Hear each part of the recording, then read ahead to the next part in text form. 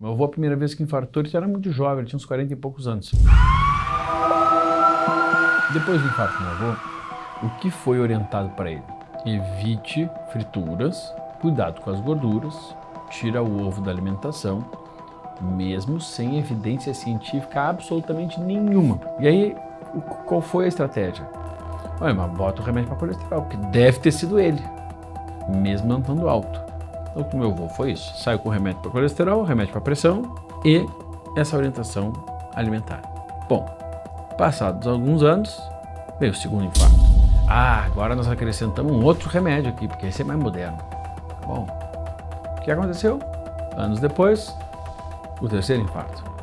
Ponte de safena, tá? E aí começa, né? Cirurgia, revascularização e tal. Da terceira veio o quarto infarto veio o quinto infarto e quase falecimento.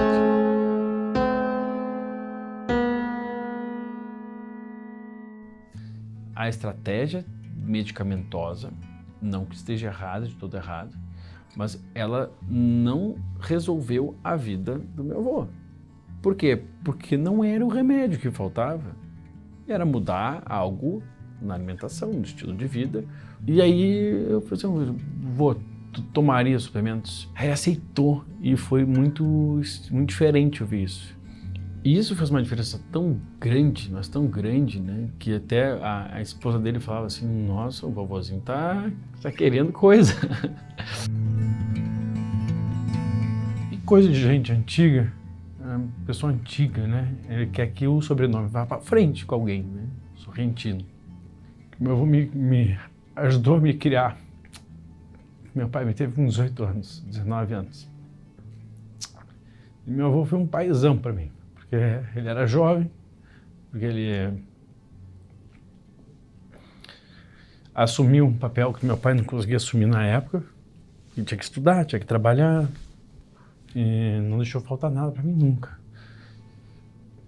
É bom de ver o brilho nos olhos, a felicidade quando ele enxerga o bisneto dele, finalmente alguém que vai levar o sobrenome na frente, para ele é uma coisa importante, que tem, por acaso, o nome dele e o nome do meu pai, é Miguel, os dois. Está aí bem, se sentindo vivo. Bem, eu decidi ser médica muito nova, na verdade perto dos 6 anos de idade, quando eu fiquei doente, e os meus pais que vinham do Nordeste, né? Meu pai é baiano, minha mãe é sergipana, e a gente tinha acabado de chegar aqui no estado de São Paulo, e eu tive uma doença muito grave. Como eu fiquei internada e eu tive, inclusive, um risco de morte na época, quando eu saí do hospital e eu vi a gratidão e a alegria que os meus pais tinham, né, em relação aos médicos que cuidaram de mim, eu tive dentro de mim, já naquela época, a sensação de que eu gostaria de fazer isso pelas outras pessoas também. E desde pequena, então, eu dizia que eu ia ser médica. Meus pais, como vieram de famílias de origem simples, né, eles tinham, claro, uma vontade muito grande que eu fosse médica, mas, ao mesmo tempo, uma preocupação se eles teriam condições de custear os meus estudos, de me manter numa faculdade de medicina. O aluno de medicina não pode começar a trabalhar cedo, né, porque a faculdade exige muito da gente, em termos de horas de estudos, e aí eu sabia que eles tinham vontade que eu fosse médica, mas, ao mesmo tempo, eu sabia que isso também era uma preocupação para eles. E aí, quando eu cheguei aos 17 anos, terminando o colégio, eu falei, olha, eu vou mesmo prestar medicina. E aí meu pai falou, então vai e tal, mas eu não sei se eu vou ter condições de pagar se a faculdade for particular. E eu prestei todas as faculdades que tinha aqui na região de Campinas, e eu acabei passando nesse primeiro ano de vestibular na PUC de Campinas, que era uma faculdade particular. E, na verdade, tem uma história curiosa em relação a eu ter passado nesse vestibular. A gente estava, na verdade, não estava aqui em Campinas quando saiu o resultado. Isso foi em 1993, então a gente não tinha internet, né? Os resultados saíam no jornal. E a gente estava no Guarujá, nesse final de semana que saiu o resultado, e nós vimos no jornal que eu não tinha passado. E aí a gente ficou assim, bem, paciência e tal, né? Voltando para Campinas, o meu pai descobriu que ia sair uma lista de segunda chamada lá na PUC, na faculdade, na PUC. E ele contou para a gente, só que ele contou e já foi para lá. Quando nós chegamos na PUC, meu pai estava no meio da rua. Quando a gente foi parando o carro, minha mãe foi parando o carro, porque eu nem dirigia nessa época, eu tinha 17 anos, né?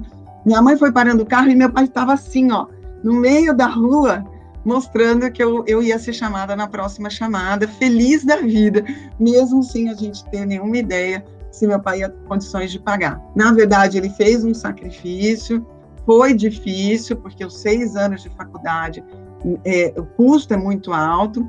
Eu, para tentar ajudar com esse custo, eu comecei a dar aulas de inglês numa escola de inglês aqui de Campinas, e com isso eu podia ter o meu dinheiro, né, para as minhas coisas ali do dia a dia, sem ter que precisar pedir mais ainda para ele, já que ele fazia esse esforço aí para pagar minha faculdade todo mês. E a felicidade foi que ele é muito trabalhador. Meu pai é uma pessoa de acordar às 5 da manhã, e parar a hora que parar o trabalho mesmo. Então, pessoa realmente que ama o que faz. Ele não é da área da saúde, ele sempre trabalhou com vendas, e ele, no esforço dele, ele pagou os meus 6 anos de faculdade, e com muito orgulho, sem atrasar uma mensalidade da faculdade. E então, hoje, no Dia dos Pais, eu quero, mais uma vez, agradecer, pai, pelo esforço enorme que você fez para me tornar médica. Te amo. Olá, eu sou Fernanda Aranda, sou a gerente de conteúdo da Jolivie, e hoje eu estou aqui para te contar o que eu aprendi com o meu pai sobre saúde. Eu não sei se eu já te contei, mas meu pai também é médico. E aproveitando que neste domingo o Brasil inteiro comemora o Dia dos Pais, eu queria dividir com você a primeira lição que eu aprendi com meu pai sobre saúde. Foi com meu pai que eu escutei a primeira vez que ter saúde é ter liberdade. Eu não sei se você já parou para pensar sobre isso, mas de fato, quando a gente não tem saúde, seja o nome da doença que for, a primeira coisa que a gente perde é a liberdade, o poder de decisão de ir onde a gente quer ir, de fazer o que a gente gostaria de fazer. Então, nesse Dia dos Pais, além de desejar para o meu próprio o melhor domingo possível, eu desejo que você consiga ter liberdade para fazer o que você deseja fazer. E é por isso que nós, da equipe da Jolivie, preparamos um livro digital especial que te ajuda, homem, a dar o primeiro passo em direção à sua saúde e ter liberdade. Não importa se é a pressão alta que você precisa resolver, se é um problema de ácido úrico, se é uma questão com a sua próstata, este e-book completo que você consegue aqui no link da descrição é o nosso presente para que todos os pais tenham a liberdade de ser os pais que eles desejam ser. Obrigada e feliz domingo. Tchau, tchau.